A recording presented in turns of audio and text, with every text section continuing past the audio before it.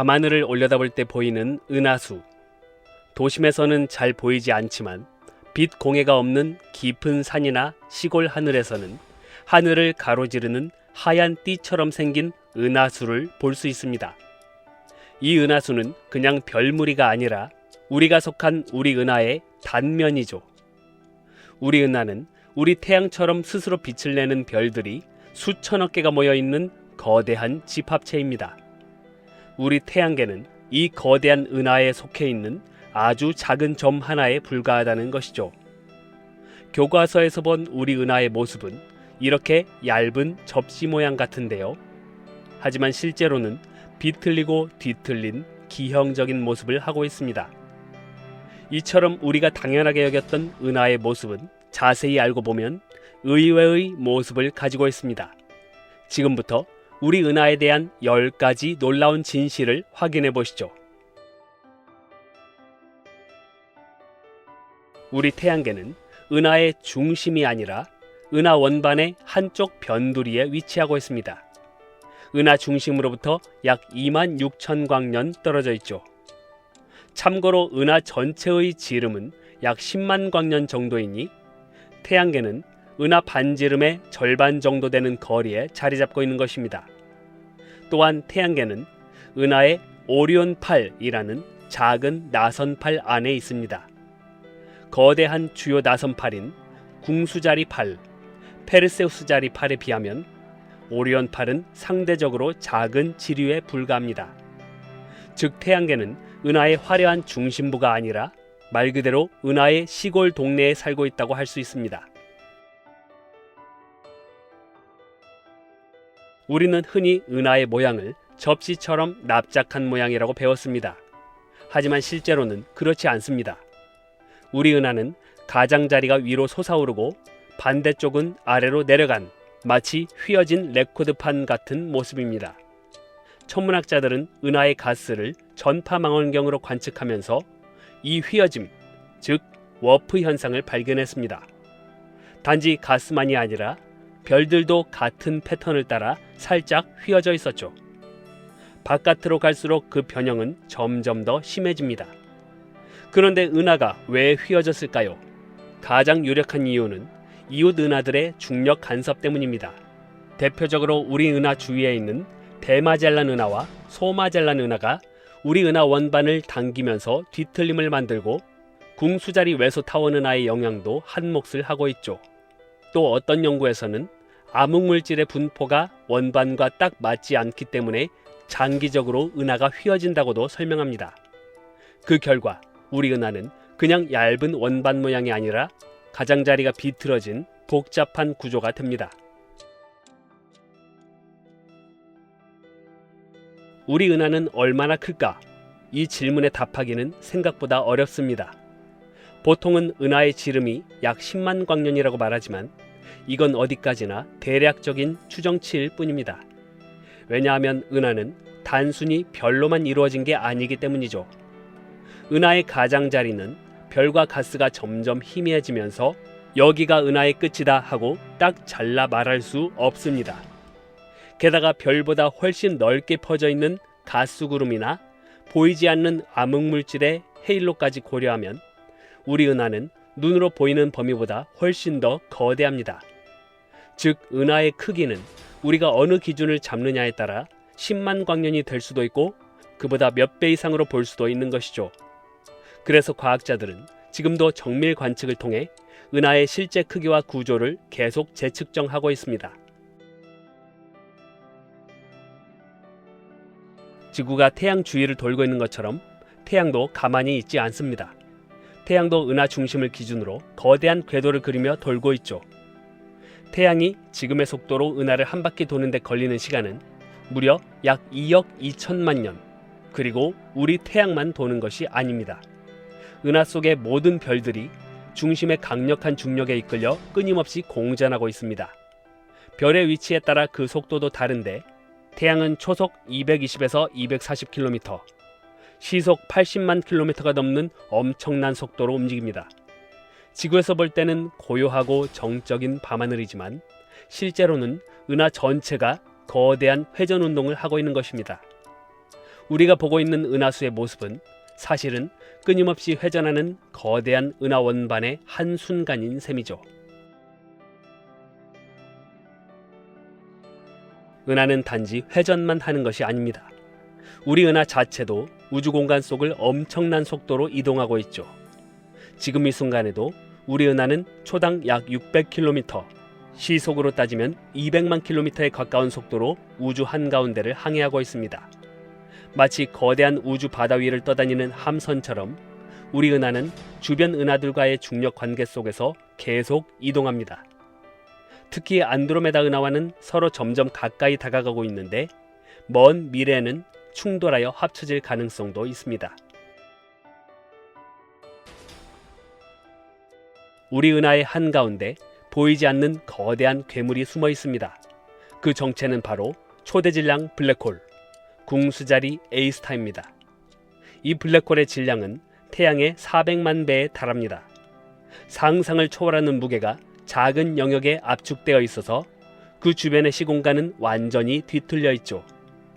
과학자들은 직접 블랙홀을 볼 수는 없었지만 그 존재를 확인하는 방법이 있었습니다. 은하 중심 근처의 별들을 수십 년 동안 관측했더니 별들이 보이지 않는 무언가를 중심으로 엄청난 속도로 빙글빙글 돌고 있었던 겁니다. 그 별들의 궤도를 계산해 궁수자리 A스타의 질량과 위치가 밝혀진 것이죠. 2022년 전 세계 전파 망원경을 연결한 이벤트 호라이즌 망원경이 마침내 이 블랙홀의 그림자를 포착했는데요. 흐릿하게 빛나는 도넛 모양의 이미지로 은하 중심에 숨은 괴물의 존재를 우리 눈앞에 드러냈습니다. 은하라고 하면 별들의 집합체라고 생각하기 쉽습니다. 하지만 실제로 은하는 단순히 별들만 모여있는 공간이 아닙니다. 먼저 은하에는 별 사이를 가득 채우는 성간 가스와 먼지가 있습니다. 이 구름 속에서 새로운 별이 태어나고 때로는 수명을 다한 별이 초신성 폭발을 일으켜 그 잔해가 다시 흩어져 다음 세대 별들의 재료가 되죠. 여기에 더해 은하에는 블랙홀, 중성자별, 백색외성 같은 극단적인 천체들이 곳곳에 숨어 있습니다. 또한 태양처럼 행성을 거느린 별들도 많습니다. 즉 은하 속에는 수십억, 수백억 개의 행성계가 존재할 가능성이 큽니다. 은하는 단지 빛나는 별들만의 모임이 아니라 별, 행성, 가스, 먼지, 블랙홀, 그리고 수많은 미지의 천체들이 얽힌 거대한 우주 생태계입니다. 우리가 눈으로 보는 은하의 모습은 수천억 개의 별, 빛나는 성운, 그리고 가스로 가득 차 있다고 했죠. 하지만 놀랍게도 이 모든 것을 합쳐도 은하 전체의 질량 중 10%에 불과합니다. 그럼 나머지 90%는 어디에 있을까요? 바로 눈에 보이지 않는 암흑물질입니다. 암흑물질은 빛을 내지도 흡수하지도 않기 때문에 망원경으로는 직접 볼 수 없습니다. 그런데 과학자들은 별의 움직임을 통해 그 존재를 알아냈습니다. 만약 은하가 눈에 보이는 물질만으로 이루어져 있다면 가장자리 별들은 끌어당기는 중력이 부족해서 점점 은하 밖으로 흩어져야 합니다. 하지만 실제로 관측해보니 가장자리 별들도 여전히 빠른 속도로 안정적으로 회전하고 있었죠. 이 현상을 설명할 수 있는 방법은 단 하나, 은하를 둘러싼 거대한 보이지 않는 질량이 존재한다는 것입니다. 그것이 바로 암흑물질입니다. 우리가 보는 은하는 진짜 모습의 극히 일부일 뿐이고 그 속에는 거대한 암흑의 골격이 은하를 붙잡고 있는 것입니다. 우리가 보는 은하는 고요해 보이지만 사실은 끊임없이 보이지 않는 폭풍을 내뿜고 있습니다. 그 정체는 바로 우주 방사선입니다. 우주 방사선은 은하 속에서 일어나는 초신성 폭발이나 블랙홀 주변의 격렬한 현상에서 만들어진 고에너지 입자들입니다. 주로 양성자, 전자, 원자핵 같은 미세한 입자들이 광속에 가까운 속도로 은하 전체로 퍼져나갑니다.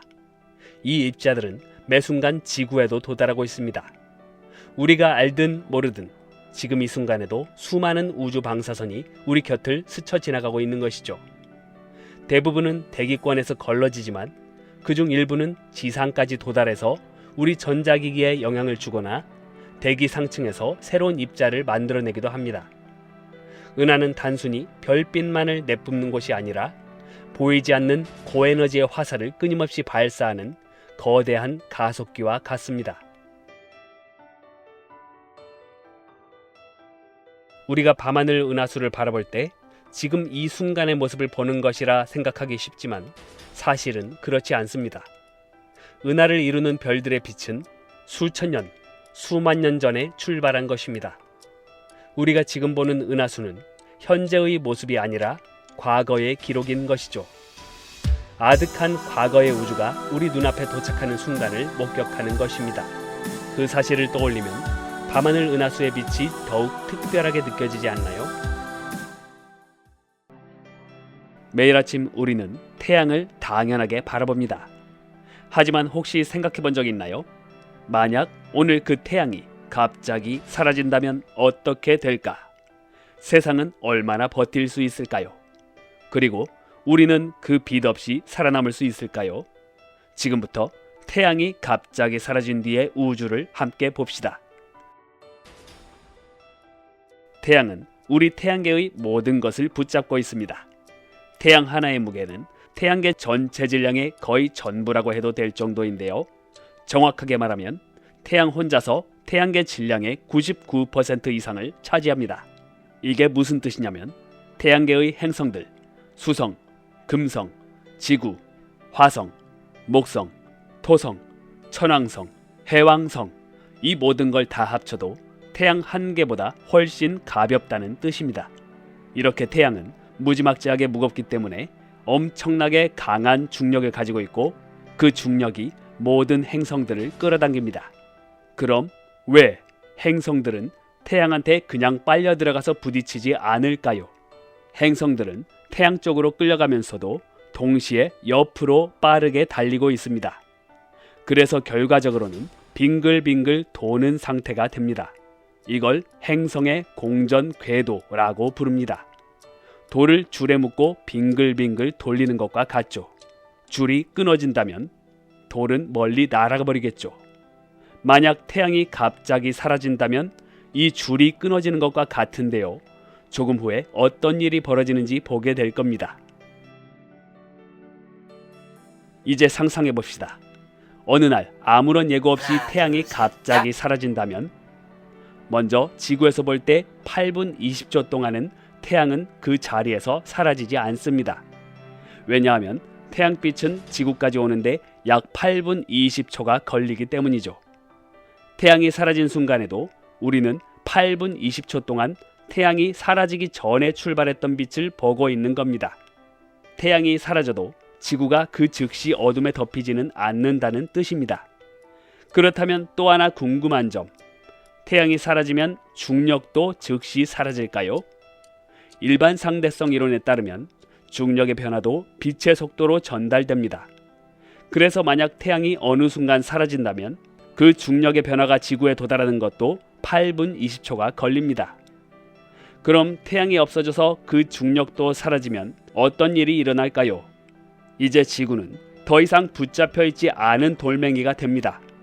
줄에 묶여있던 돌이 줄이 끊기면 그냥 직선으로 날아가 버리듯이 지구도 우주 속으로 곧장 날아갑니다. 지구뿐만 아니라 모든 태양계 행성들이 자기 궤도에서 벗어나 각자 다른 방향으로 우주 공간을 표류하게 됩니다. 태양이 사라진 순간 각 행성들은 어떤 운명을 맞이하게 될까요? 수성은 태양에 가장 가까이 붙어있던 행성입니다.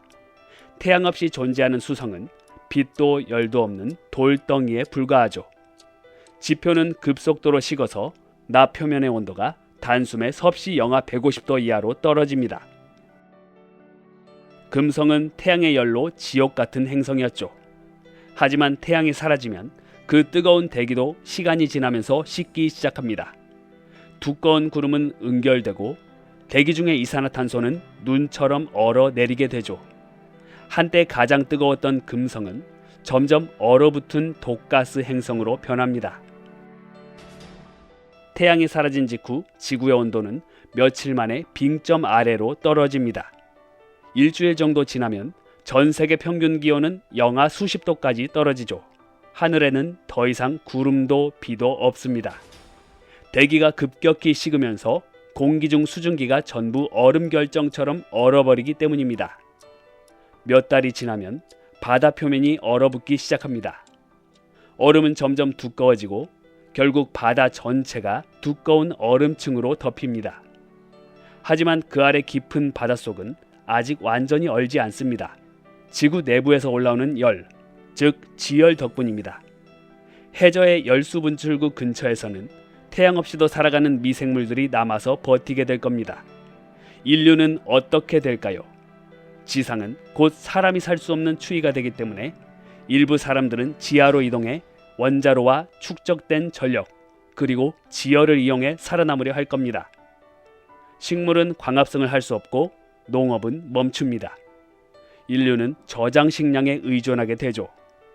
아주 오랜 시간이 흐르면 지구 표면 온도가 계속 떨어져 결국에는 공기 자체, 즉 질소와 산소까지 얼어붙어서 지표에 쌓이는 세상이 됩니다.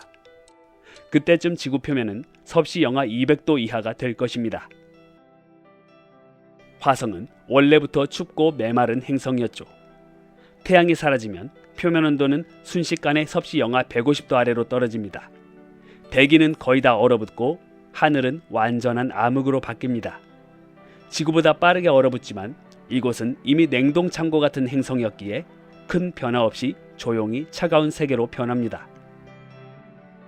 태양이 사라져도 목성은 한동안은 여전히 구름층을 유지합니다. 왜냐하면 목성은 태양빛이 없어도 스스로 내부에서 열을 만들어내는 거대한 가스 행성이기 때문이죠. 물론 그 열도 영원하지는 않습니다. 엄청나게 긴 시간이 지나면 목성도 식어갈 것입니다. 이제 토성의 고리는 더 이상 반짝이지 않습니다. 태양빛이 사라졌으니까요.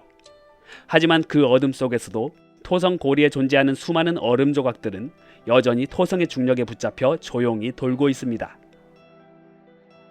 천왕성과 해왕성은 원래부터 태양에서 멀었기 때문에 거의 얼음 같은 세상이었습니다. 태양이 사라진 뒤에는 그나마 받고 있던 온기를 전혀 받지 못하게 되고 점점 더 차갑고 어두운 얼음 행성처럼 굳어갑니다. 태양이 사라진 뒤 모든 행성들은 빛도 온기도 중심도 잃습니다. 각자의 궤도에서 벗어나 서로 다른 방향으로 끝없는 우주를 떠돌며 흩어집니다. 이제 더 이상 태양계는 존재하지 않습니다. 지금까지 상상해 본 것은 만약 태양이 갑자기 사라진다면 이었죠. 당연한 이야기지만 현실의 태양은 그렇게 갑자기 사라지지 않습니다. 태양의 죽음은 아주 길고 느린 과정을 거칩니다. 태양은 지금 수소를 태워 헬륨으로 바꾸는 중년의 별입니다. 이 과정에서 어마어마한 에너지가 나오고 그 에너지가 우리가 보는 햇빛입니다. 현재 태양은 자신의 수명 중 절반쯤 지난 상태입니다. 태양의 핵에 있던 수소 연료가 고갈되면 현재의 균형이 깨지는데요. 핵이 수축하면서 온도가 치솟고 그 에너지로 바깥층이 팽창하기 시작하죠. 그 순간 태양은 거대한 붉은 별, 적색 거성으로 변합니다. 지름은 지금의 수백 배로 커지고 그 경계는 지구 궤도 근처까지 닿게 됩니다. 그때 수성과 금성은 태양 속으로 삼켜집니다. 그리고 지구는 완전히 타오르는 하늘 아래 바다도 산도 대기도 사라진 채 불타는 행성으로 남게 될 것입니다. 적색 거성 단계가 끝나면 태양은 외피를 날려버리고 그 중심부만 남깁니다. 이게 바로 백색 외성입니다. 태양의 무너진 핵이자 더 이상 새로운 에너지를 만들지 못하는 별의 유골이죠. 우주 공간으로 흩어진 태양의 겉껍질은 행성상 성운을 만듭니다. 아름답게 빛나는 거대한 구름, 이것은 태양이 마지막으로 남긴 흔적입니다. 매일 아침 태양은 아무 일 없다는 듯 하늘로 떠오릅니다. 하지만 우리가 매일 보는 이 장면은 우주적으로는 엄청난 기적이죠. 우리가 숨을 쉬고 바람을 느끼고 서로를 바라볼 수 있는 이유, 그건 모두 태양 덕분입니다. 태양이 없었다면 지구는 단지 얼어붙은 돌덩이에 불과했을 것입니다. 우리는 이 불덩이 하나 덕분에 사랑하고 꿈꾸고 살아갑니다. 태양이 사라진 세상을 상상해보면 지금 이 세상이 얼마나 놀라운 균형 위에 있는지 깨닫게 됩니다. 그래서 오늘도 우리는 그 빛을 당연하게 여기지 말아야 합니다. 우주에는 아주 이상한 공통점이 하나 있습니다. 크기가 전혀 다른데도, 정체가 완전히 다른데도 모두 돌고 있다는 점입니다. 행성도 회전하고 별과 은하, 심지어 블랙홀까지도 모두 멈추지 않고 돌고 있죠. 이것이 우연일까요? 아니면 우주가 처음 만들어질 때부터 정해진 규칙이었을까요? 도대체 왜 우주의 모든 것은 회전하고 있을까요? 우리는 보통 멈춰있는 세상에 살고 있다고 느낍니다. 지금 이 순간도 의자에 앉아있고 방 안은 조용하고 아무 일도 일어나지 않는 것처럼 보이죠. 하지만 이것은 우리의 감각이 만들어낸 착각입니다. 사실 우리는 단 한순간도 멈춰있던 적이 없었습니다. 지구는 적도 기준으로 초속 465m의 속도로 스스로 회전하고 있고 그 상태로 태양 주위를 돌고 있습니다. 그런데도 우리가 그 움직임을 느끼지 못하는 이유는 모두가 함께 움직이고 있기 때문입니다. 마치 비행기 안에서 앉아있으면 시속 900km로 날아가고 있다는 걸 전혀 느끼지 못하는 것처럼 말이죠. 이것은 우주 전체에서도 똑같습니다. 별은 가만히 있는 것처럼 보여도 사실은 회전하고 있고 별들이 모인 은하도 돌고 있습니다. 즉 우주에서 정지 상태라는 것은 기본 상태가 아닙니다. 오히려 움직임이 기본이고 회전 운동은 그 중에서도 가장 자연스럽고 안정적인 형태입니다. 왜냐하면 어떤 물체든 완벽하게 균형 잡힌 상태로 태어나기는 거의 불가능하기 때문입니다. 조금이라도 치우치면, 조금이라도 비대칭이면 그 순간부터 물체는 회전하기 시작합니다. 그리고 우주는 그 작은 회전을 절대로 없애주지 않습니다. 이제부터 왜 그 회전이 사라지지 않는지 하나씩 살펴보려 합니다. 도대체 회전은 어디서부터 처음으로 시작된 걸까요? 시간을 아주 멀리 되돌려 보겠습니다. 우주가 막 태어난 직후의 모습으로 말이죠. 그때의 우주는 별도 은하도 없었습니다. 아직 아무 구조도 없었죠. 우주 공간 전체에 가스와 에너지가 거의 균일하게 퍼져 있었습니다. 거의라는 말이 중요합니다. 100% 완벽하게 균일했다면 아무 일도 일어나지 않았을 겁니다. 모든 것이 그대로였겠죠. 하지만 실제 우주는 아주 미세하게 불균형이 있었습니다. 어떤 곳은 조금 더 밀도가 높았고 어떤 곳은 조금 더 비어 있었습니다. 이 차이는 극히 작았습니다. 하지만 중력은 그 작은 차이를 절대 그냥 지나치지 않습니다. 물질이 조금이라도 더 많은 곳은 중력으로 인해 주변을 조금 더 끌어당기고 그 결과 물질들이 서서히 한쪽으로 모이기 시작합니다. 문제는 이 물질이 모이는 과정이 완벽하게 똑바로 대칭적으로 일어날 수 없다는 점입니다. 어느 쪽이든 아주 미세하게 어긋나고 살짝 비켜가고 조금씩 틀어집니다. 그 순간 물질은 돌기 시작합니다. 마치 축구공을 정확히 정면으로 차면 무회전으로 날아가지만 조금만 옆으로 비껴차도 회전이 생기는 것과 같습니다. 이렇게 생긴 회전은 아직 아주 약하고 눈에 띄지도 않습니다. 하지만 중요한 사실 하나가 있습니다. 우주는 이 회전을 지워버리지 않습니다. 오히려 계속해서 쌓아두죠. 그리고 그 결과는 행성이 되고 별이 되고 은하가 되기까지 이어집니다. 그런데 왜 그 회전은 사라지지 않을까요? 그 답은 물리학에서 아주 기본적인 규칙 하나에 있습니다. 이름은 조금 어렵지만 개념은 생각보다 단순합니다. 각 운동량 보존 법칙. 뜻을 풀어보면 이렇습니다. 회전하는 물체는 외부에서 방해하지 않는 한 그 회전을 계속 유지한다. 이 말이 어렵다면 한 장면을 떠올려 보세요. 피겨 스케이터가 팔을 벌리고 천천히 돌다가 팔을 몸쪽으로 끌어당기면 갑자기 회전이 빨라집니다. 누가 밀어준 것도 아닌데 속도가 바뀌는 이유는 회전이 사라지지 않고 형태만 바뀌었기 때문입니다. 우주도 똑같습니다. 가스와 먼지가 서서히 모일수록 덩어리는 점점 작아지고 그 안에 담긴 회전은 더 빠르고 강해집니다. 중요한 것은 우주에는 이 회전을 멈춰 세울 마찰도 공기도 없다는 점입니다. 지구에서는 바람이나 마찰 때문에 회전이 서서히 줄어들지만 우주에서는 그럴 이유가 없습니다. 그래서 한 번 생긴 회전은 사라지지 않고 그대로 그 다음 단계로 전달됩니다. 작은 가스구름의 회전은 별의 회전이 되고 별의 회전은 행성과 위성의 회전이 됩니다.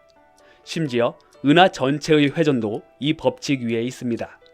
즉 우주의 회전은 누군가 계속 밀어서 생긴 게 아니라 지워지지 않았기 때문에 남아있는 것입니다. 이제 그 회전이 실제로 어떤 모습을 만드는지 보겠습니다. 아주 넓은 우주 공간에 가스와 먼지가 구름처럼 퍼져 있다고 상상해 봅니다. 처음에는 형태도 없고 방향도 없고 그저 흐릿한 덩어리입니다. 하지만 중력이 작용하기 시작하면 이 구름은 서서히 안쪽으로 모이기 시작합니다. 이때 중요한 점이 하나 있습니다. 앞에서 말했듯이 이 구름은 이미 아주 미세하게 회전하고 있습니다. 그래서 그냥 뭉쳐지는 게 아니라 모이면서 점점 더 빨리 돌기 시작합니다. 마치 피자를 만들 때 반죽을 공중에서 돌리면 자연스럽게 납작해지는 것처럼 말이죠. 이렇게 해서 둥근 구름은 점점 납작한 원반 모양으로 바뀝니다. 이걸 과학자들은 원시 행성계 원반이라고 부릅니다. 가운데에는 가장 많은 물질이 모여 우리 태양 같은 별이 만들어지고 그 주변 원반에서는 작은 덩어리들이 서로 부딪히고 붙고 커집니다. 그 결과가 바로 우리 지구 같은 행성입니다. 그래서 태양계의 행성들은 모두 거의 같은 평면 위에 있고 거의 같은 방향으로 태양을 돌고 있습니다. 이것은 우연이 아닙니다. 처음 회전하던 방향이 그대로 이어졌기 때문입니다. 만약 회전이 없었다면 이 원반도 없었을 것이고 질서 있는 태양계도 만들어질 수 없었을 겁니다. 즉 우리가 사는 태양계는 회전이 만든 작품입니다. 이제 이 원리는 별 하나, 행성 몇 개를 넘어 훨씬 더 큰 규모로 확장됩니다. 행성만 태양 주위를 도는 게 아니라 태양도 우리 은하 중심을 기준으로 돌고 있습니다. 결국 태양 같은 별들이 수천억 개가 모인 은하 전체도 돌고 있는 겁니다. 왜일까요? 이유는 생각보다 단순합니다. 규모가 커져도 물리 법칙은 바뀌지 않기 때문입니다. 별 하나를 떠올려 봅시다. 별은 가스가 중력으로 압축되며 탄생합니다. 이 과정에서도 이미 회전은 들어 있습니다. 그래서 별은 태어나는 순간부터 자전하고 있습니다. 우리 태양도 적도 기준으로 약 25일에 한 번씩 스스로 회전하고 있죠. 이제 더 멀리 봅시다. 수천억 개의 별이 모이면 은하가 됩니다. 이 별들은 아무렇게나 흩어져 있는 게 아니라 서로의 중력에 묶여 하나의 거대한 구조를 이룹니다. 이때 중요한 점이 하나 있습니다. 이 거대한 은하는 별들이 모이고 나서 나중에 돌기 시작한 게 아닙니다. 은하가 형성되는 과정 자체에서 처음부터 회전을 포함하고 있었죠. 별들은 그 과정 안에서 함께 만들어지며 그 회전에 실려서 도는 존재입니다. 마치 회전 목마에 올라탄 아이들처럼 말이죠. 그래서 많은 은하, 특히 나선 은하는 가운데가 부풀고 가장자리가 펼쳐진 소용돌이 모양을 하고 있습니다. 이 회전이 없다면 나선 은하는 오래 유지될 수 없습니다. 별들은 중력 균형을 잃고 안쪽으로 무너져 버리거나 바깥으로 흩어졌을 겁니다. 지금까지는 작은 먼지 구름에서 시작해서 행성, 별, 은하까지 회전이 어떻게 커져왔는지를 보았습니다. 이제 극한의 케이스를 봅니다. 회전이 극도로 압축된 존재, 블랙홀입니다. 블랙홀은 아주 무거운 별이 자기 무게를 견디지 못하고 안쪽으로 무너질 때 만들어집니다. 이때 중요한 점이 하나 있습니다. 그 별 역시 이미 회전하고 있었다는 사실입니다. 별이 붕괴하면서 크기는 급격히 작아지지만 회전은 사라지지 않습니다. 그 결과 회전 속도는 상상할 수 없을 만큼 빨라집니다. 그리고 더 놀라운 사실이 있습니다. 회전하는 블랙홀은 그 주변의 공간 자체를 끌어당겨 함께 회전시킵니다. 이 현상을 과학자들은 공간이 끌려간다 라고 표현합니다. 마치 회전하는 물 속에 작은 나뭇잎을 떨어뜨리면 물과 함께 빙글빙글 도는 것처럼 말이죠. 더 극적으로 표현해 보겠습니다. 블랙홀 근처에 내가 서 있다면 내가 도는 게 아니라 내가 서 있는 길 자체가 함께 돌아가고 있습니다. 내가 도는 게 아니라 공간이 나를 데리고 돕니다. 여기서는 움직임을 선택할 수 없습니다. 공간이 먼저 움직이기 때문입니다. 그래서 회전하는 블랙홀 근처에서는 가만히 멈춰 있는 것이 불가능합니다. 공간 자체가 함께 돌아가기 때문입니다. 앞으로도 뒤로도 옆으로도 자유롭게 움직일 수 없고 회전에 휘말려 중심을 향해 끌려갑니다. 블랙홀은 회전이 만든 가장 극단적인 결과물이죠. 여기까지 오면 이 질문을 하지 않을 수 없습니다. 행성도 돌고 별도 돌고 은하도 돌고 블랙홀은 공간 자체를 돌게 만드는데 그렇다면 우주 전체도 돌고 있는 건 아닐까요? 이에 대한 답을 하려고 하니 제 머리도 돌아버릴 것 같습니다. 우주 전체가 돌고 있는지는 아무도 알 수 없죠. 왜냐하면 우주는 밖에서 바라볼 수 없기 때문입니다. 행성이나 은하는 외부 기준이 있지만 우주 전체에는 비교할 바깥이라는 것이 없습니다. 그래서 과학자들은 조금 다른 방법을 씁니다. 우주가 회전한다면 그 흔적이 어딘가에 남아있을 거라고 생각하는 겁니다. 예를 들어 만약 우주 전체가 아주 천천히 한 방향으로 돌고 있다면 그 안에 있는 은하들의 움직임은 완전히 제각각일 수 없습니다. 또 우주가 태어난 직후부터 지금까지 우리에게 날아오고 있는 아주 오래된 빛 속에도 어딘가 한쪽이 살짝 다르다는 흔적이 남아있을 수 있습니다. 그런데 지금까지의 관측에 따르면 우주는 아주 큰 규모에서는 거의 균일해 보입니다. 뚜렷하게 우주가 이 방향으로 돈다 라고 말할 증거는 아직 없습니다. 하지만 여기서 중요한 점이 있습니다. 증거가 없다는 것과 회전하지 않는다는 것은 같은 말이 아닙니다. 우주의 크기는 너무나 거대하고 우리가 볼 수 있는 범위는 그 일부에 불과합니다. 게다가 회전이 있다 해도 너무 느리거나 너무 미세해서 아직 관측하지 못했을 가능성도 있습니다. 그래서 이에 대한 답은 아직도 여전히 보류 상태입니다. 우주는 완전히 정지한 채 팽창하고 있을 수도 있고 아주 천천히 회전하고 있을 수도 있습니다. 확실한 것은 단 하나입니다. 우주에서 멈춤 상태는 아주 예외적인 상태라는 것. 우주는 한 번 생긴 회전을 끝까지 품고 갑니다. 작은 차이 하나도 잊어버리지 않고 처음 시작된 움직임을 끝까지 기억합니다. 별이 태어나고 사라져도 은하가 흩어졌다 다시 모여도 그 회전만은 없어지지 않고 다음 단계로 넘겨집니다. 어쩌면 이 우주는 무언가를 만들어 놓고 그대로 방치된 세계가 아니라 처음 주어진 방향을 끝까지 지켜내는 세계인지도 모릅니다. 우주는 오늘도 아무 말 없이 처음 시작된 움직임을 그대로 이어가고 있습니다. 우리 지구가 속한 태양계. 우리 태양계와 같은 것들이 수천억 개씩 모여 거대한 집단을 이루는데 이것을 은하라고 하죠. 우주에는 이런 은하들이 또 수조 개나 흩어져 있습니다. 그런데 이 은하들이 서로 충돌하면 무슨 일이 벌어질까요? 그 중심에서는 일반적인 항성질량 블랙홀보다 훨씬 크고 강력한 초대질량 블랙홀들이 요동칩니다. 당신이 지금 보고 있는 이 영상은 단 하나도 상상에 의한 픽션이 아닙니다. 실제 우주에서 벌어지고 있는 영화보다 더 놀라운 실화입니다. NGC 6240이라는 이름을 가진 이 천체는 지구에서 약 4억 광년 떨어진 곳에 위치한 충돌 중인 두 은하입니다. 거대한 두 은하가 천천히 서로를 향해 다가가고 있죠. X선 망원경으로 들여다보면 그 안에 두 개의 초대질량 블랙홀이 숨어 있는 걸 볼 수 있습니다. 원래는 각 은하의 중심에 따로 있었던 블랙홀들이 은하 충돌로 인해 가까워졌습니다. 현재 약 3,000광년의 거리에서 서로를 강하게 끌어당기고 있는데요. 천문학자들은 이 두 블랙홀이 수천만 년 안에 결국 하나로 합쳐질 거라고 말합니다.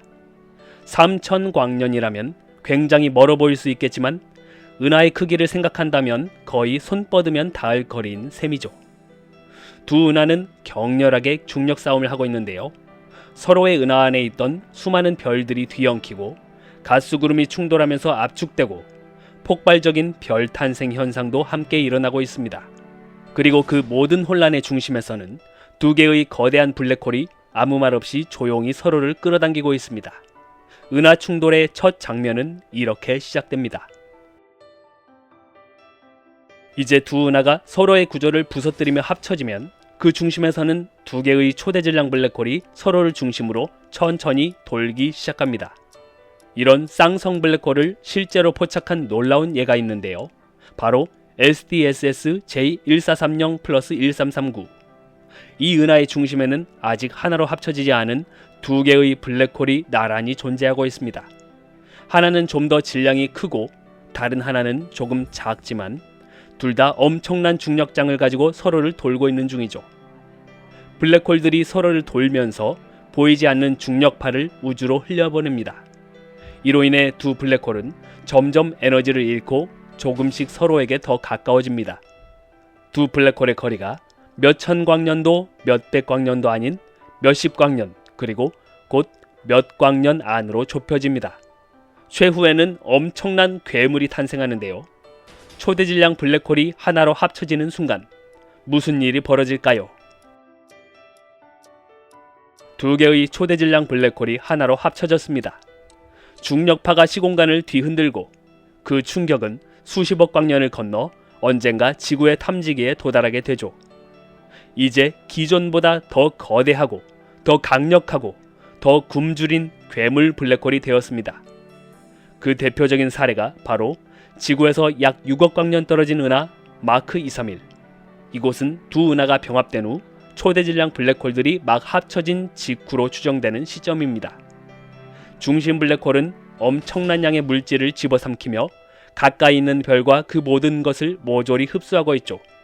그리고 그 결과 은하 중심에서 강력한 제트가 양쪽으로 분출됩니다. 우주에서 가장 강력한 발광체 퀘이사의 등장입니다. 합체한 블랙홀은 이전보다 훨씬 더 빠르게 성장합니다. 물질을 급속도로 빨아들이고 그 과정에서 더 많은 에너지를 뿜어내며 은하의 중심을 지배하죠. 그리고 점점 은하 전체가 이 괴물의 중력 영향권 안으로 들어갑니다. 은하 중심은 더 뜨거워지고 더 복잡해집니다. 그런데 중심에 블랙홀을 가진 두 개의 은하가 이런 병합 과정을 거치면 무조건 두 블랙홀이 합쳐지면서 거대한 새로운 블랙홀로 성장하는 것일까요? 그렇지 않은 경우도 있습니다. 합쳐진 은하의 중심에서 초대질량 블랙홀이 완전히 사라져버리는 경우도 있습니다. 초대질량 블랙홀이 도망친 것일까요? 이제 훨씬 더 기이한 사례를 볼 것입니다. 이곳은 수많은 은하들이 중력에 묶여 거대한 집단을 이루고 있는 에이벨 2261이라는 이름의 은하단입니다. 이 은하단의 중심에 위치한 은하에는 아주 이상한 점이 있습니다. 아주 커다란 타원 은하인데 놀랍게도 그 심장부에 있어야 할 블랙홀이 보이지 않습니다. 대부분의 은하 중심에는 초대질량 블랙홀이 존재합니다. 수많은 별들이 그 중심을 향해 도는 것은 바로 이 강력한 중력 덩어리, 즉 블랙홀 때문이죠. 하지만 이 은하는 달랐습니다. 천문학자들이 아무리 중심을 들여다봐도 중력의 왕은 자리를 비우고 있었죠. 과연 무슨 일이 있었던 것일까요? 가장 유력한 설명은 이겁니다. 과거 이 은하도 다른 은하와 충돌했고 충돌의 중심에는 초대질량 블랙홀 두 개가 있었습니다. 두 블랙홀은 병합했고 그 순간 엄청난 중력파를 방출했습니다. 그런데 그 중력파는 대칭적으로 퍼지지 않았고 한쪽 방향으로 더 강하게 밀렸습니다. 그래서 병합된 블랙홀이 튕겨나가 버린 것입니다. 이 현상을 중력파 반동 또는 킥 이펙트라고 부릅니다. 블랙홀이 튕겨나가 버린 속도는 정확히 모르지만 초속 수천 킬로미터에 이를 것으로 보입니다. 이 속도라면 은하 자체의 중력도 그 블랙홀을 붙잡아둘 수 없죠. 결과적으로 이 은하는 초대질량 블랙홀이 사라진 은하가 되었고 그 중심은 지금도 기묘하게 비어 있습니다. 지금까지 망원경으로 실제 관측된 것들을 봤는데요. 이제부터는 망원경이 아니라 슈퍼컴퓨터가 만든 세계로 들어가 봅시다. 은하의 형성과 블랙홀의 성장을 이해하기 위해 만들어낸 시뮬레이션입니다. 이 시뮬레이션들에서는 은하들이 충돌하고 중심 블랙홀들이 서로를 찾아가 병합하고 그 결과로 퀘이사가 점화되는 순간까지 모두 구현됩니다. 앞서 설명한 그 모든 과정이 실제로 이 안에 다 들어있죠. 은하 두 개가 중력에 끌려 서로 다가오고 각각의 중심 블랙홀이 충돌하고 쌍성 블랙홀이 형성되고 결국 하나의 블랙홀로 병합되면서 주변 가스를 빨아들이며 폭발적으로 성장합니다. 이런 시뮬레이션을 통해 과학자들은 언제 블랙홀이 병합되고 얼마나 빠르게 질량이 증가하고 어떤 은하가 퀘이사로 변화할지까지 예측할 수 있습니다. 그리고 놀랍게도 이 가상의 우주 시뮬레이션은 실제 우주에서 관측된 데이터와 놀라울 정도로 닮아 있습니다. 그 말은 곧 우리는 이 컴퓨터 시뮬레이션 안에서 미래의 우주도 엿볼 수 있다는 뜻이죠. 앞으로 먼 미래의 우주에서 일어날 모든 일들은 이 작은 데이터 속에 이미 들어있는지도 모릅니다. 우주는 혼돈처럼 보이지만 그 안에는 놀라운 질서와 흐름이 있습니다. 은하가 충돌하고 블랙홀이 병합되는 그 모든 과정조차 정해진 시간표를 따라 움직이는 듯 하죠. 마치 보이지 않는 손이 그 모든 흐름을 짜놓은 것처럼요. 우주에는 우리가 상상할 수 있는 한계를 가볍게 뛰어넘는 괴물 같은 천체들이 있습니다. 그 중에서도 오늘 볼 것은 가장 극단적이고 가장 압도적인 천체입니다. TON 618. 지구에서 100억 광년이 넘게 떨어진 먼 곳에 있는 역대급으로 거대한 블랙홀. 이 블랙홀의 질량은 태양 660억 개를 한데 모아도 채우지 못합니다. 만약 이 블랙홀을 태양계 중심으로 갖다 놓으면 수성, 금성, 지구, 화성, 이 모든 행성들은 물론 해왕성의 궤도와 태양계 전체가 전부 다 사건의 지평선 안쪽으로 빨려 들어갈 것입니다. 지금부터 우주의 법칙을 뒤흔드는 이 거대 블랙홀의 정체를 함께 깊이 파헤쳐 보겠습니다. 블랙홀이라는 것은 아주 쉽게 말해서 중력이 너무 세서 빛조차 빠져나오지 못하는 구역입니다. 빛이 못 나온다는 것은 망원경으로 직접 모양을 볼 수 없다는 뜻이죠. 그런데 오늘 살펴볼 TON 618은 그냥 평범한 블랙홀이 아니라 초대질량 블랙홀입니다. 감을 잡기 위해 숫자를 한번 들어보겠습니다. 우리 태양의 질량을 1이라고 했을 때 지구는 0.000003 정도밖에 안 됩니다. 그런데 TON 618은 그렇게 무거운 태양 질량의 약 600억 배 이상이라고 봅니다. 태양 질량 1개 대 태양 600억 개 질량 블랙홀. 숫자로 들으면 그냥 나게 크구나 생각되겠지만 이것을 공간으로 옮겨보면 진짜 무섭습니다. 블랙홀에는 사건의 지평선이라는 경계가 있습니다. 이 경계선 안으로 들어가면 빛도 정보도 그 어떤 것도 다시는 돌아올 수 없죠. TON 618의 사건의 지평선 크기를 태양계에 대입해보면 태양계 전체가 블랙홀 안으로 통째로 들어갑니다.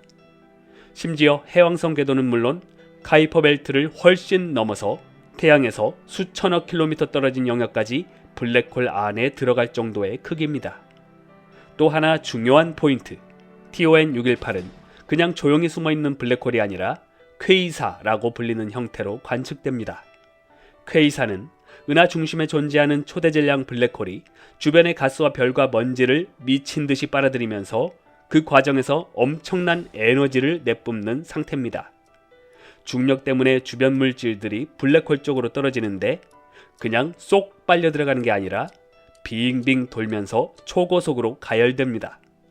이때 온도가 수백만 도까지 올라가면서 X선, 자외선, 가시광선까지 온갖 파장의 빛을 쏟아냅니다. 그래서 역설적으로 가장 어두운 존재인 블랙홀의 주변이 우주에서 가장 눈부시게 빛나는 상태가 되어버립니다. TON 618은 가장 밝고 가장 거대한 괴물급 K사에 속합니다.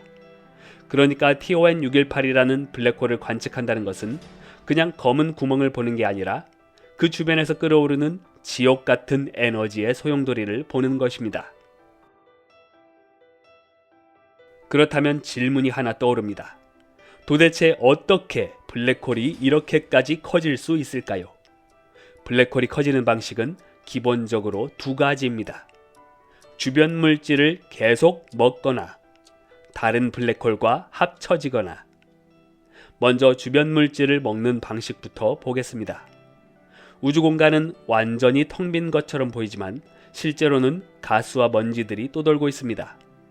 블랙홀이 중력을 이용해서 이 물질들을 끌어당기면 그 물질들은 곧장 빨려 들어가는 게 아니라 아까 말씀드린 소용돌이 모양의 가열된 원반을 형성합니다. 이 원반이 블랙홀 쪽으로 서서히 안쪽으로 말려 들어가면서 중력 에너지가 열 에너지로 바뀌고 엄청난 빛과 고에너지 방사선을 내는 것이죠. 이렇게 물질을 먹어치우면서 블랙홀은 조금씩 질량을 불려나갑니다. 하지만 여기에는 한계가 있습니다. 블랙홀이 너무 빨리 물질을 먹으려고 하면 그 주변에서 나오는 빛과 에너지가 너무 강해져서 오히려 들어오려는 가스를 밖으로 밀어내버립니다. 이것을 에딩턴 한계라고 부릅니다. 쉽게 말해서 이 이상 빨리 먹으려고 하면 네가 내뿜는 에너지 때문에 밥이 튕겨나가서 더 못 먹는다 라는 자연의 안전장치 같은 것입니다. 그런데 TON 618 같은 괴물 블랙홀은 거의 이 한계에 가까운 속도로 매우 오랜 시간 동안 밥을 꾸준히 먹어온 것으로 보입니다. 우주가 이제 막 탄생한 초기에는 별들이 태어나고 은하들이 형성될 때 우주 공간에 가스가 엄청나게 많았던 시기가 있었는데요. 바로 그 시기에 TON 618의 씨앗이 되는 블랙홀은 폭식 모드에 들어갔을 가능성이 큽니다. 초기 우주는 지금보다 훨씬 복잡하고 거칠고 가스가 넘쳐나는 곳이었습니다. 특히 어떤 지역에서는 거대한 가스 구름이 한 곳에 잔뜩 모여 있었고 이 안에서 엄청나게 큰 별들이 태어났습니다. 이런 큰 별들은 오래 살지 못합니다. 연료를 금방 다 써버리고 곧바로 초신성이라는 거대한 폭발을 일으키며 생을 마치게 되죠. 그리고 그 폭발의 결과로 별의 심장 부분만 남아서 커다란 블랙홀 씨앗이 만들어지는데요. 이렇게 만들어진 블랙홀 씨앗들은 그 주변에 가스가 너무 많았기 때문에 먹을 것이 넘쳐나는 상황에서 성장하기 시작했겠죠. 그 주변의 가스를 끊임없이 빨아들이며 먹고 또 먹고 계속 먹고 엄청난 속도로 커졌을 것입니다. 이런 큰 씨앗들이 몇 개씩 같은 지역에 생겨나면 시간이 지나 서로 가까워지며 병합되기 시작합니다. 즉 작은 블랙홀들이 합쳐져 더 큰 블랙홀을 만들고 그 블랙홀은 또 주변을 먹으면서 커지고 이 과정이 반복되면서 TON 618처럼 말도 안 되는 규모의 괴물이 만들어졌을 가능성이 높습니다. 네, 블랙홀끼리의 충돌과 합병도 블랙홀이 커지는 주된 방식이죠. 은하와 은하가 서로 끌어당겨 충돌하고 합쳐지는 경우가 종종 있는데요. 은하 중심에는 대개 초대질량 블랙홀이 있습니다.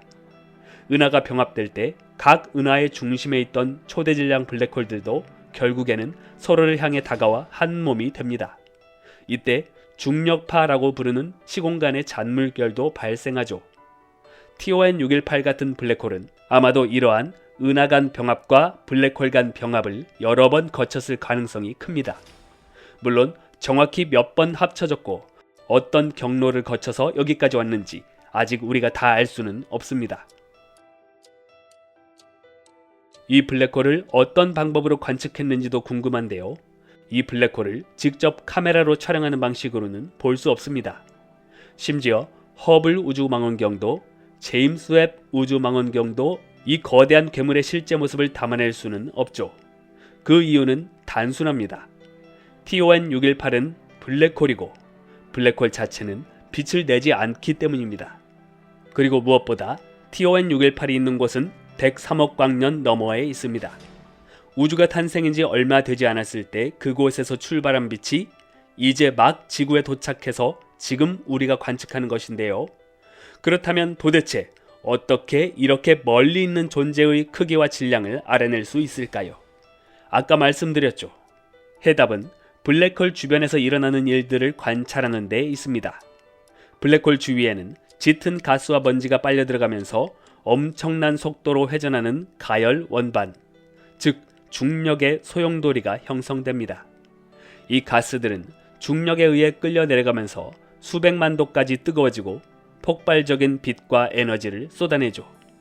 이 빛을 지구에서 스펙트럼 분석이라는 방법으로 살펴보는 것입니다. 스펙트럼이란 빛을 자세히 나누어 어떤 색이 얼마나 들어있는지를 분석하는 것입니다. 이 과정에서 놀라운 일이 일어납니다. 가열 원반 안의 가스가 워낙 빠르게 움직이다 보니 빛이 늘어나고 줄어들며 파장이 미묘하게 흔들립니다. 빛은 파장을 가지고 있어서 빠른 속도로 가까워지는 물체의 빛은 파장이 줄어들고 빠르게 멀어지는 물체의 빛은 파장이 늘어납니다. 블랙홀 주변에서 회전하는 가스 원반에서 나오는 빛도 회전 방향에 따라 우리 쪽으로 향하는 부분의 빛은 파장이 줄어들고 반대로 멀어지는 부분의 빛은 파장이 늘어나죠. 이 파장을 관측하면 가스가 얼마나 빠르게 움직이는지 알 수 있습니다. 그 속도를 알게 되면 그 가스를 끌어당기는 중심의 블랙홀이 얼마나 거대한 중력을 가지고 있는지 역으로 계산할 수 있는 것이죠. TON618의 질량을 알아낸 결정적인 단서도 바로 이것이었습니다. 그 주변을 회전하는 가스는 상상을 초월할 정도로 빠르게 움직이고 있었고 그 속도는 태양 질량 660억 개짜리 블랙홀일 때만 가능한 움직임이었습니다. 또한 은하 중심에 존재하는 이 블랙홀 주변의 가열 원반이 은하 전체보다 밝은 빛을 낼 정도로 강력했습니다. 결국 TON618은 직접 실체가 촬영된 사진 한 장 없이도 스펙트럼 분석과 밝기 분석만으로도 그 정체가 드러난 것입니다. 우주를 탐구하면 항상 새로운 이야기들로 가득합니다. TON618은 그 거대한 이야기의 한 조각일 뿐이죠. 인간은 우주 속의 단 한 조각도 제대로 이해할 수 없기 때문에 우리는 그저 겸손해질 수밖에 없는 것 같습니다. 태양처럼 스스로 빛을 내는 별들이 수천억 개가 모여 하나의 거대한 무리를 이룹니다. 이것을 은하라고 부릅니다. 우주에는 이런 은하들이 우리 은하 말고도 셀 수 없이 많습니다. 그 덕분에 우리는 다른 은하들의 모습을 바깥에서 전체 형태로 볼 수 있게 됩니다. 그런데 은하 사진들을 자세히 보면 이상한 공통점이 하나 있습니다. 중심부만 유난히 밝은 경우가 많다는 것입니다. 별들은 은하 전체에 퍼져 있는데 왜 중심만 이렇게 강하게 빛날까요? 처음에는 이렇게 생각했습니다. 별이 중심부에 많이 몰려 있어서 그렇겠지. 하지만 실제 관측 결과는 달랐습니다. 별이 많다는 이유만으로는 설명할 수 없을 만큼 그 밝기가 너무 강했습니다. 은하의 중심에서는 도대체 무슨 일이 벌어지고 있는 걸까요? 이에 대해 수십 년 동안 아무도 정확한 답을 내리지 못했습니다. 그러다 최근 제임스 웹 우주망원경이 이 밝은 은하 중심부의 비밀을 처음으로 파헤치기 시작했습니다. 최근 제임스 웹 우주망원경이 본 은하는 서커너스 은하입니다. 이 은하는 지구에서 약 1300만 광년 떨어져 있습니다. 우주 기준으로 보면 굉장히 가까운 거리입니다. 수십억 광년 거리의 은하들에 비하면 서커너스 은하는 관측하기 좋은 이웃 은하로 봐도 됩니다. 서커너스 은하의 중심에는 태양 질량의 수백만 배에 달하는 초대 질량 블랙홀이 있습니다. 이 블랙홀은 조용히 잠들어 있는 상태가 아니라 지금도 주변의 가스와 먼지를 계속 끌어당기고 있습니다. 이렇게 은하 중심의 블랙홀이 활발히 활동하는 경우 그 은하를 활동 은하핵을 가진 은하라고 부릅니다. 말이 어렵죠? 쉽게 말하면 이렇습니다. 블랙홀이 먹을 게 없으면 은하 중심은 조용합니다. 하지만 가스와 먼지가 충분히 모이면 블랙홀은 그 물질들을 빨아들이기 시작하고 그 과정에서 가스와 먼지가 서로 마찰을 일으켜 불덩이처럼 뜨거워지고 그 열이 빛으로 보이게 됩니다. 그래서 은하의 중심이 유난히 밝게 빛나게 되는 겁니다. 여기서 아주 중요한 점, 블랙홀은 혼자 덩그러니 있는 존재가 아닙니다. 초대질량 블랙홀 주변에는 항상 여러 구조들이 함께 존재하고 이것들이 모여 하나의 블랙홀 시스템을 이룹니다. 이 시스템을 아주 간단하게 보면 이렇습니다. 중심에 위치한 초대질량 블랙홀, 빛조차 빠져나오지 못하는 영역입니다. 그래서 이 블랙홀 자체는 빛을 내지 않습니다. 토러스, 블랙홀을 둘러싼 두껍고 거대한 도넛 모양의 가스와 먼지 고리입니다. 이 토러스는 마치 커튼처럼 중심부를 보지 못하게 가립니다. 소용돌이치는 강착 구조. 토러스 안쪽에서 떨어져 나온 물질들은 블랙홀로 곧바로 떨어지지 않고 빙글빙글 회전하며 점점 안쪽으로 빨려 들어갑니다. 이 과정에서 물질들이 서로 부딪히고 비비면서 엄청나게 뜨거워지고 강한 빛을 냅니다. 바깥으로 뻗어나가는 제트.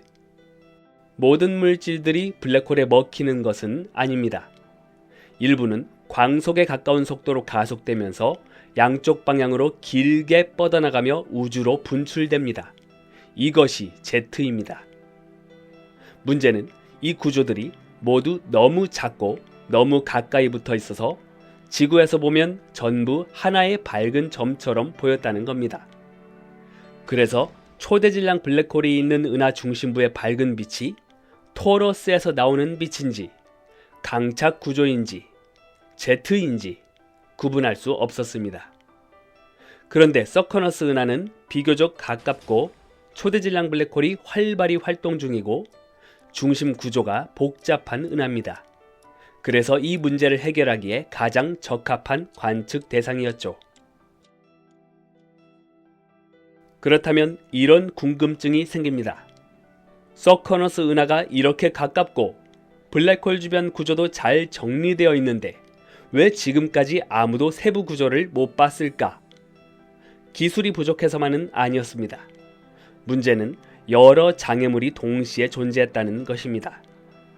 첫 번째 문제는 아이러니하게도 너무 밝다는 것이었습니다. 서커너스 은하의 중심은 블랙홀 주변에서 나오는 빛에다 수많은 별빛까지 더해져 엄청나게 밝습니다. 이 상태에서는 작고 섬세한 구조들이 빛에 묻혀버립니다.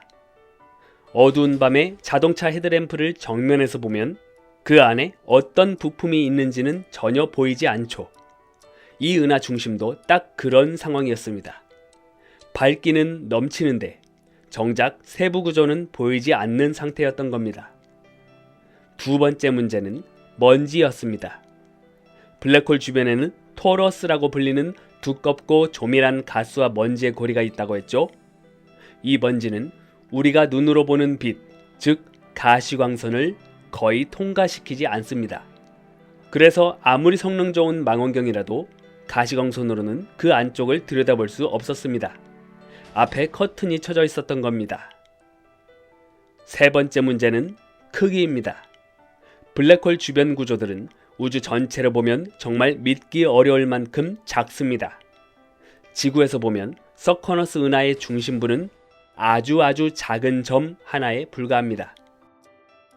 그 작은 점 안에 토러스, 강착 구조, 제트의 시작점, 이 모든 것들이 겹쳐서 들어 있습니다.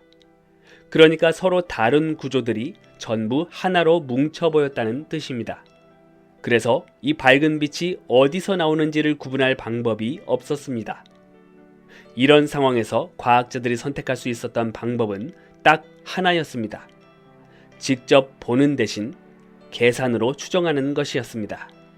여러 파장의 빛을 모아서 이 파장은 Z일 것이다. 이 파장은 토러스일 것이다. 이렇게 설명하는 방식이었죠. 당시로서는 최선이었지만 한계가 분명했습니다. 실제로 분리해서 본 적이 없었기 때문입니다. 그래서 어떤 때는 밝기의 대부분이 Z 때문인 것 같았고 또 다른 때는 토러스인 것 같았습니다. 지금까지를 정리하면 문제는 이 세 가지입니다.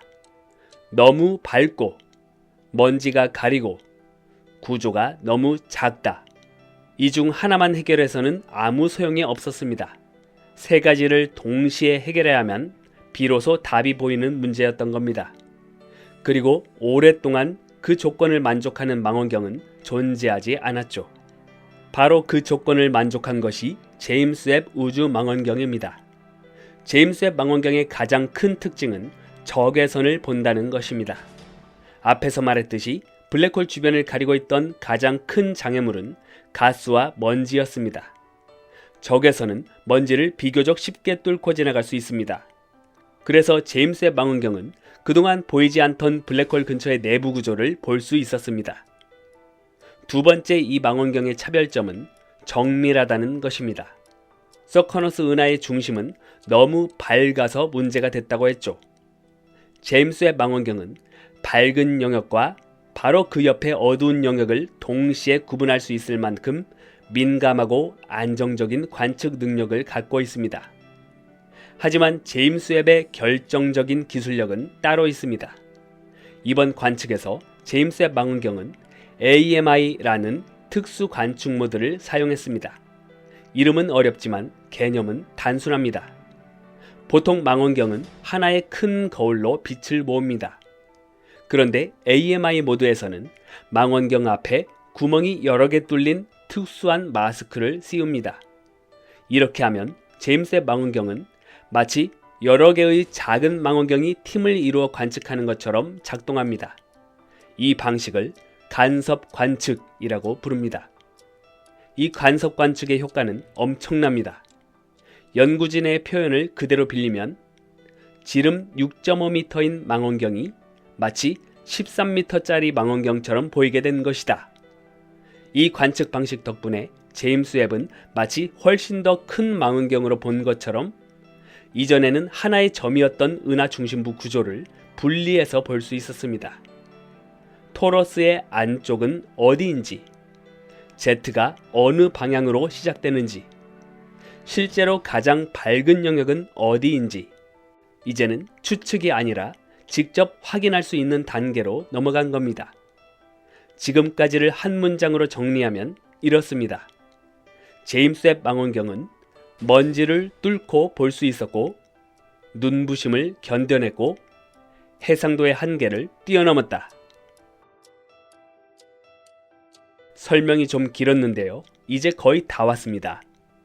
그렇다면 제임스 웹 우주망원경은 서커너스 은하의 중심에서 무엇을 보았을까요? 분명하게 확인한 것은 토러스의 안쪽 면이었습니다. 블랙홀을 둘러싼 도넛 모양의 먼지고리, 그 안쪽 벽이 적외선으로 강하게 빛나고 있었던 겁니다. 이것은 아주 중요한 장면인데요. 이곳은 물질이 블랙홀로 막 빨려 들어가기 직전의 자리이기 때문입니다. 물질들이 밖으로 튀어나가는 곳이 아니라 블랙홀을 향해 모여드는 곳에서 가장 강한 빛과 에너지가 만들어지고 있었습니다. 블랙홀 중심에서 양쪽 방향으로 뻗어나가는 Z 구조가 존재하지만 Z는 생각보다 밝지 않았습니다. 제임스 웹 망원경은 블랙홀에서 나오는 빛의 기여도를 계산했는데요. 그 결과는 이렇습니다. 87%는 블랙홀 바로 근처, 토러스 안쪽과 강착 원반 구조에서 나온 뜨거운 먼지, 1% 미만은 밖으로 뻗어나가는 Z, 나머지 약 12%는 조금 더 바깥쪽. 이 결과는 수십 년간 유지되던 이론의 방향을 완전히 뒤집었습니다. 기존의 생각은 이랬습니다. 은하 중심의 밝기 중 상당 부분이 블랙홀 Z에서 나온다. 하지만 제임스 웹을 통해 본 모습은 전혀 달랐습니다. 에너지의 대부분은 물질들이 먹히는 과정에서 만들어지고 중심부의 뜨거운 먼지가 그 핵심 역할을 한다.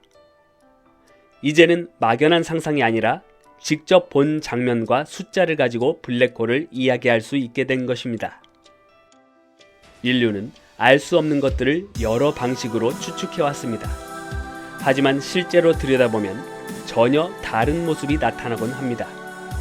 우리가 생각하는 것이 전부가 아니라는 것을 항상 마음에 새겨야 할 것입니다.